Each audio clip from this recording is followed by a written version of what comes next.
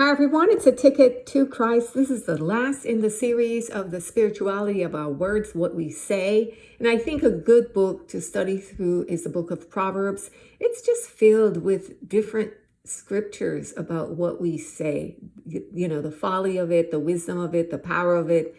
And there's spiritual principles to these scriptures. It's rich with this. A lot of what he's talking about in relation to wisdom, in relation to good judgment, in relation to blessings, in relation to spiritual things have to do with what we say, what comes out of our mouths.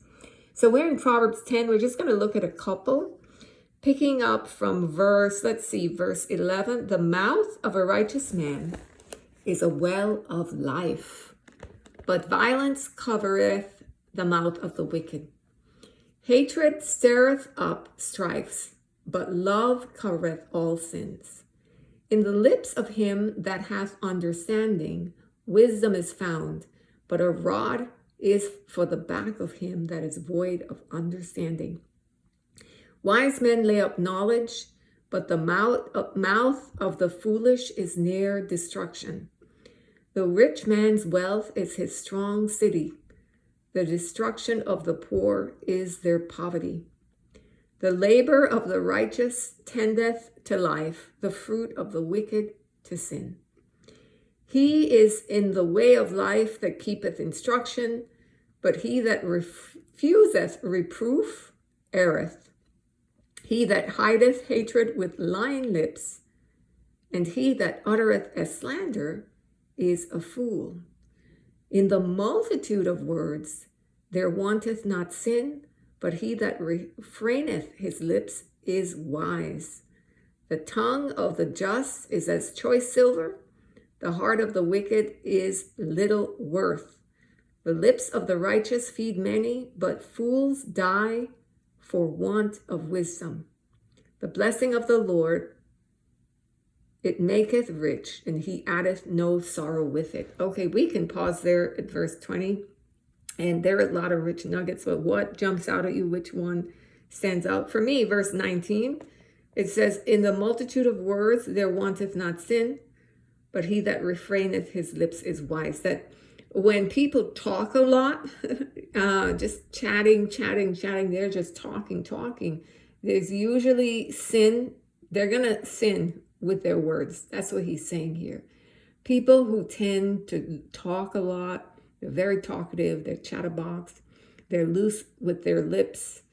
They end up being without discretion, just chatting out things that they should not share, even about their own personal life and about their own personal families to all and sundry, right? And so they end up stumbling, they end up gossiping, they end up sinning by their words. That's what he's saying here. But he that refraineth his lips is wise. There's wisdom in economy of words, right? So I think that is a very powerful one. And I think a good memory scripture, that's Proverbs 10:19, I think, for everybody. Another one that really jumps out at me is the one that talks about the tongue of the just as choice silver.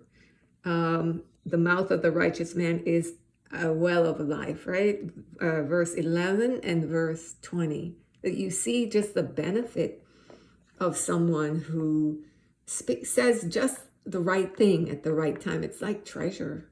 It can really make a difference, right?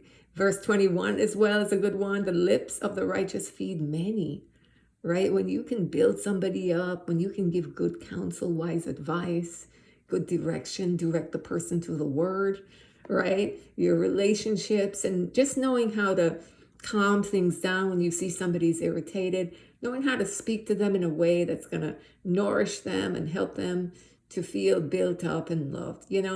Those are powerful things. You can make a difference in the life of somebody's day just by what you say, just by the good that you speak, just encouraging them, not focusing on the bad things about them, not being critical, but really being, if you're correcting, being constructive with it, right? It talks about as well, there is one scripture here verse 17 that I find to be interesting as well. He says, he is in the way of life that keepeth instruction, but he that refuseth reproof erreth. So if you if there's some people, I've come across people who they do not like to be corrected. They just hear it like it makes them feel stupid, especially if it's a man, if it's a young man. They cannot hear correction.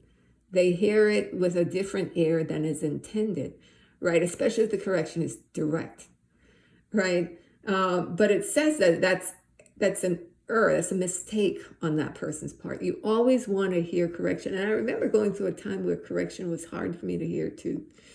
In my younger years, hopefully I've mellowed out much and it's easier to take. But a lot of times when you are not feeling that great about yourself, it's hard to hear correction. That's usually when it's hardest for people, when they don't feel successful, when they don't feel confident, and then somebody comes and corrects them on top. So it makes them feel worse. But it's saying correction is really a good thing.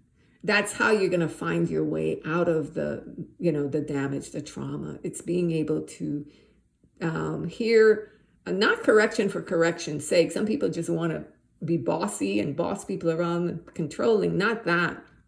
If somebody's coming with good spiritual counsel, coming from a place of love, coming from a good place, they really want the best for you. It says that it's a mistake to refuse that. It's a mistake to become offended then, because you're really just bringing damage on yourself, right?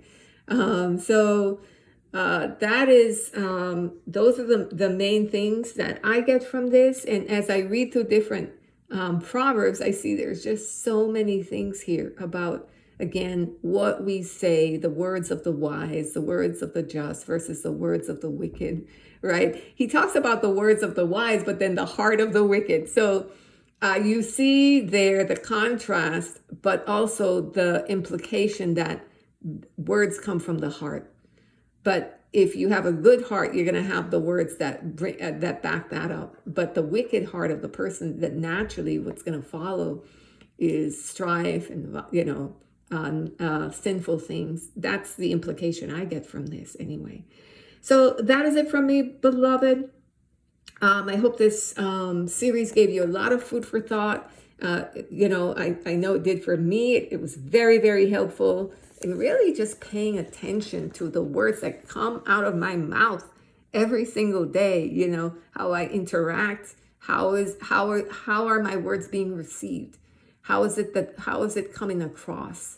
And just understanding the boundaries of when it's okay to speak up for yourself, that it's okay to put professional boundaries at work in place versus when you're passing, you're saying too much, or people might misunderstand. Taking the time to really think through the words that come out of my mouth and where my heart is with saying something. That is it for me, beloved. We'll pick up a whole new series tomorrow. I hope you join me then. Have a great day.